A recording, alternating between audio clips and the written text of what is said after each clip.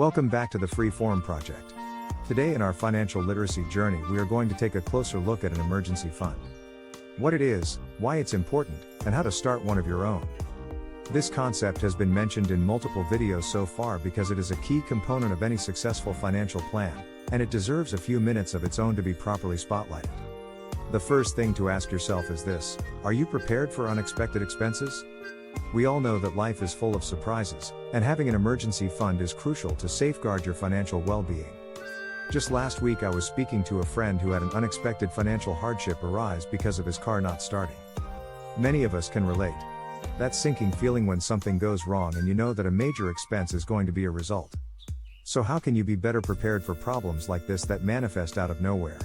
First, start saving for your emergency fund. At first, you may not be able to contribute much, but any amount you save is more than zero. Set a goal for your emergency fund. Aim to save at least 3 to 6 months worth of living expenses. This is a standard number that you will hear often.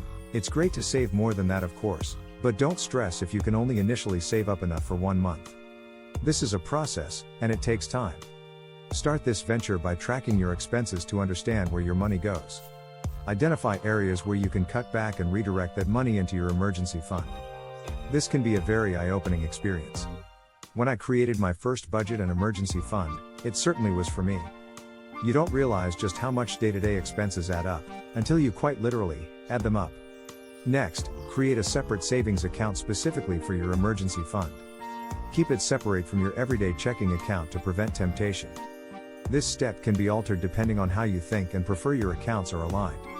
The important part is that you keep an account, with the funds in it, and that you don't touch those funds unless an emergency arises. Make regular contributions to your emergency fund. Even small amounts can add up over time. Establish an automatic transfer from your paycheck or set a monthly reminder to make these contributions.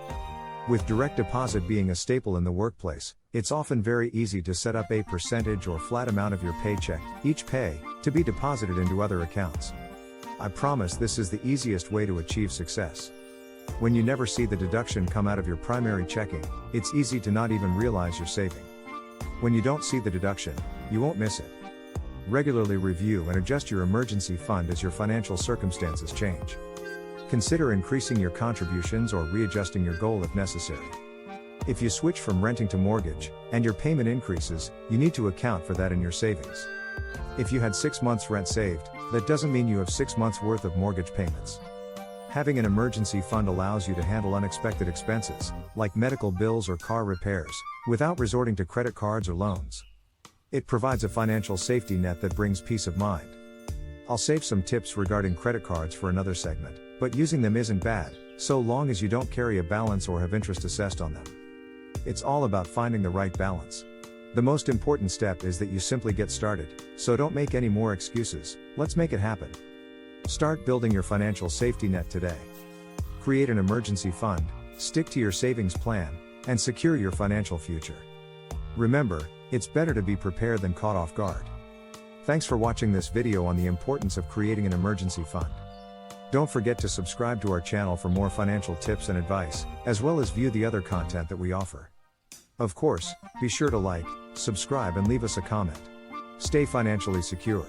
And as always, think freely. Discuss openly.